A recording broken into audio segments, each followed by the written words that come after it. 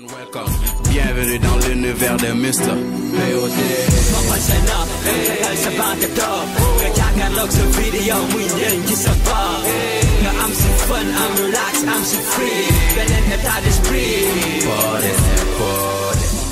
Bienvenue dans votre deuxième épisode de l'émission Pod et ses podettes.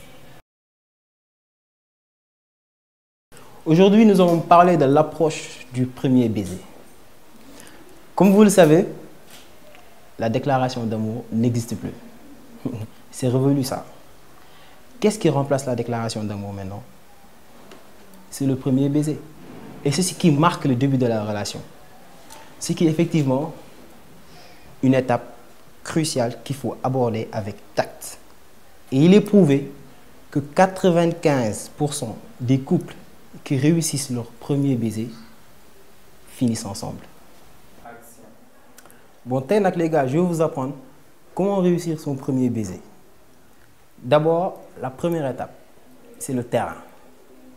Rassure-toi que vous êtes dans un endroit où personne ne risque de vous surprendre. Deuxième étape, c'est l'atmosphère. Il faut éviter les bruits, surtout pas de télé. Vous pouvez mettre de la musique. Et aussi, éviter les discussions larges. Il faut privilégier les discussions profondes, par exemple, parler de cœur, d'amour, il faut parler de sentiments. Et maintenant, la troisième et dernière étape, qui est la mise en œuvre. Là, tu dois lui faire comprendre que tu as envie de l'embrasser. C'est-à-dire, au moment où vous discutez, à un certain moment, tu te tais. Tu ne dis plus rien. Et tu la fixes du regard. Si c'est une fille calme, elle va certainement comprendre. Mais si c'est une fille uppel, bariwak, elle ne comprendra jamais. Du coup, avec ce genre de fille, la tactique est simple. Tu te rapproches plus d'elle. Elle va se taire. Et tu la regardes, tu continues de la fixer du regard. Ensuite, tu baisses tes yeux. Tu regardes ses lèvres. Tu lui fais un compliment, n'importe lequel. Elle sera gênée, elle va baisser la tête. Et au moment où elle baisse la tête, c'est là où tu en profites. Tu soulèves son menton doucement et tu l'embrasses. Elle ne refusera jamais. Non mais attends, tu as entendu ce qu'il a dit? Ouais, je l'ai entendu, il joue son macho là. Il fait le gars qui connaît tout. Il se prend pour qui ce gars même? Mais de toutes les manières, ce qu'il dit, moi ça colle pas. Hein. Je peux dire que je suis un peu d'accord avec lui. Vas-y. Parce que de la taille, relation, on commencer sans nous faire la déclaration. Ça, je suis d'accord avec lui. Parce que parfois, comme nous disons le téléphone et tout, communication avec téléphone, tu vois, góor mën na la bañ def déclaration sax ngeen envoyer un message.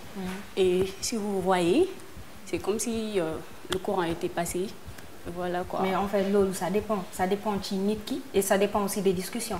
Amna jigen yo xamné tu seras obligé de déclarer ça amour. Du moment où il y a même si bolen des messages, même si bolen bokoy wax ay tu me plais, je t'aime, tu seras obligé de goûter sen bir jeu. Motaxit man limay wax ni d'accord moi aussi. Limu wax d'un côté, je peux dire que xawna si d'accord parce que ça dépend des gens et des situations. Mais comme nous les généraliser, non, je ne suis pas du tout d'accord. Bah, c'est vrai, ce gars, il fait juste son machon, il fait le gars qui connaît tout, il connaît les filles, alors qu'au fond, franchement parler, il va se leurrer. Hein. Toutes les filles ne sont pas pareilles. Bah, c'est vrai, règle black en exception. Voilà, c'est ça. Il dit... Mais bon, faut savoir aussi que, l'innan,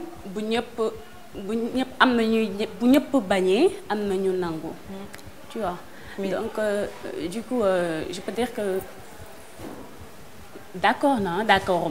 C'est ça que je te dis. Souvent, dans les tas de c'est vite fait. Hein? Et la plupart du temps, non. C'est pas pour une relation durable. Peut-être là, tu tomberas dans son piège. Le gars, et pas voilà, c'est vite fait. Moi, le gars, il se dit qu'il sait alors qu'il sait rien à la base xamul dara day sóob li mu wax xaw na am réalité parce que peut-être moom vivre na ko wala keneen ku mu xam mu vivre ko genre donc c'est pas pour rien mu ñëw toog di wax di débat ci loolu. Je suis parfaitement d'accord règle boo gis am na exception. Les filles ne sont pas pareilles. man du ma yow doo man. mais li ma metti dans tout ça c'est que lu muy jël di ko généraliser ba pare jël ko comme un argument loolu du argument. Vous pouvez dire ouais d'un côté. d'un autre côté parce que tey jii nit ñu suñu jàppee góor yi day daw. li ñu la mën a wax ci góor xajul ci livre. chaque jour ñoom ñu def loo xam ne mën nañ ko génnee télé tës mais pourtant ñun jigéen dañu naan amul sutura mais ñun lu ñu suturalee góor duñu leen ko sutural ñoom duñu ko suturalee du moins c'est ça que je veux dire.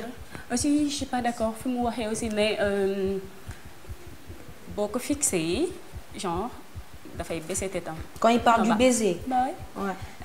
am na jigéen yoo xamante ne elles n'ont pas froid aux yeux. tu vois. donc ñoom du coup ñoom boo leen fixé dañ lay fixé. boo leen xoolee ñu xool la boo leen avant nga leen koy def sax ñoom ñoo la koy def. ñoom ñoo lay fon avant nga leen voilà dogguma la mais au début mu ngi naan ouais pour il dit qu'il veut nous montrer un baiser soi-disant. nee na voilà t'as besoin d'être dans un lieu calme la musique douce les bougies mais loolu je dis que excusez-moi du terme c'est du n'importe quoi. t'es pas obligé nekk ci benn genre voilà benn genre lieu romantique pour pouvoir avoir un baiser et marquer le baiser la plupart du temps sax man li ma mën a wax c'est que un baiser quand il est volé il est plus naturel il est plus un vrai baiser que un baiser préparé. Par exemple nga indi ma nga préparer sa lieu quoi indi ma teg ma indi son indi waxtaan fixé ma mais man su ma bëggulee le baiser si je veux pas que le baiser se fasse il se fera jamais. te su ma la bëggee marcher la tu vas jamais m'embrasser ne ma lu tax loolu yëpp laay éviter nga ñëw indi li ma indi lee nga ñëw teg ma jël sama téléphone ok on m'appelle je bouge. genre tu fais l'intéressante quoi. merci voilà mooy nga ngay gën a ñëw après tôt ou tard tu vas revenir dans mon piège man li may bëgg affaire bi demee noonu la mën a demee loolu tax ma ne la ce gars là il fait son macho. C'est souvent les mêmes scènes, les mêmes haines, les mêmes histoires d'amour. Selon toi, tu lui donnes combien à ce gars? Ce soi-disant macho, comment on peut dire? Je suis désolée pour toi, mais je te donne 2. Tu lui donnes 2? Mais attends, t'es pas gentil toi. 2? Ah mais attends, je vais faire ma gentille. T'es bad, je te donne 0,5. Qu'elle revendique afin de jouer au bras de fer, donner leur avis sur le thème dans la monnaie et pas la guerre. Faudrait vraiment qu'elle voit des vies trouver des lampadaires. Et voilà, maintenant vous savez tout sur le premier baiser. On se donne rendez-vous dans un prochain numéro sur Marodi. Bienvenue dans l'univers de Mr. POD.